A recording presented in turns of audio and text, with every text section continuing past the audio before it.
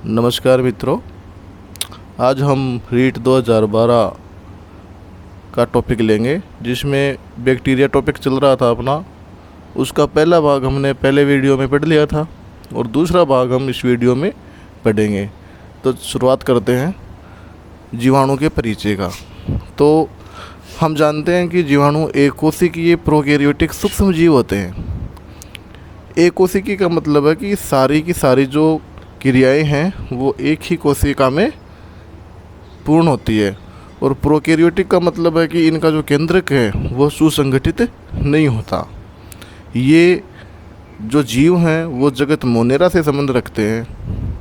दूसरे पॉइंट में इनकी जो खोज है वो हॉलैंड के एक वैज्ञानिक जिनका नाम है एंटोनी वॉन लीeuwenhoek ने 1676 ईस्वी में की थी। इन्होंने जीवाणु को गंदे जल में, लार में और दांतों से खुरचे हुए मैल में खोजा तथा एक नाम दिया जिसको जंतुक या एनिमलक्यूल, मतलब जो बारीक जंतु होते हैं, वो जीवाणु को शुरुआत में नाम दिया।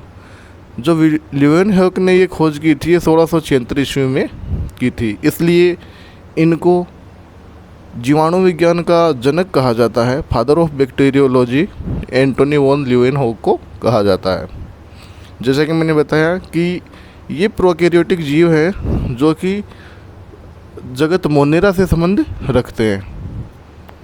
उसके बाद में जैसे जैसे जीवाणु का विकास हुआ उस तरीके से सबसे पहले जो आधे बैक्टीरिया हैं जिनको हम आर्कीबैक्टीरिया कहते हैं उनका विकास हुआ। तो उनके कुछ लक्षण देखते हैं यहाँ हम।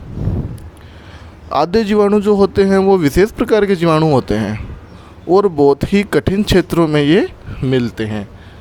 जिन क्षेत्रों में किसी सजीव का जीवन यापन अत्यधिक कठिन हो जाता है उन क्षेत्रों में भी ये जीवन यापन कर सकते हैं।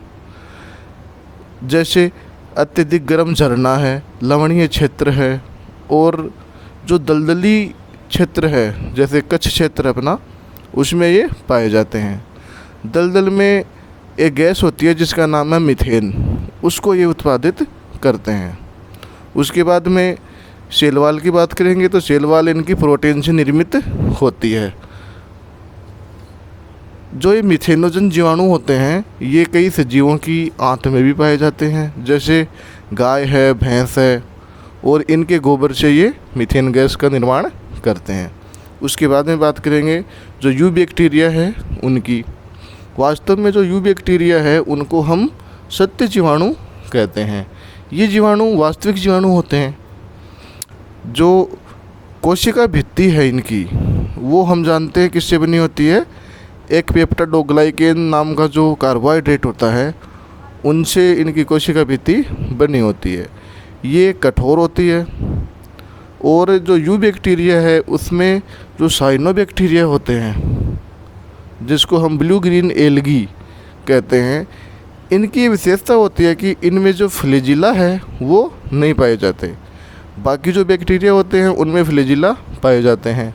और क्लोरोफिल की बात करें तो क्लोरोफिल ए इनमें पाया जाता है जिसकी सहायता से ये प्रकाश संश्लेषण करते हैं। साइनोबैक्टीरिया जो होते हैं वो एक कोशिकीय और समूह में रहने वाले होते हैं जो लवणीय या समुद्री भी हो सकते हैं। इनकी एक कॉलोनी की पतली, ये जो कॉलोनी है ये पतली परत के द्वारा घिरी रहती है। इस कॉलोनी में रहने वाले बैक्टीरिया मुख्य रूप से नोस्टॉक और एनाबिना उदाहरण है इसके। उसके बाद में जो हेटेरोसिस्ट होती है, इनमें हेटेरोसिस्ट के कारण जो वायुमंडलीय नाइट्रोजन होती है उसका ये स्थिरीकरण करने में सक्षम होते हैं।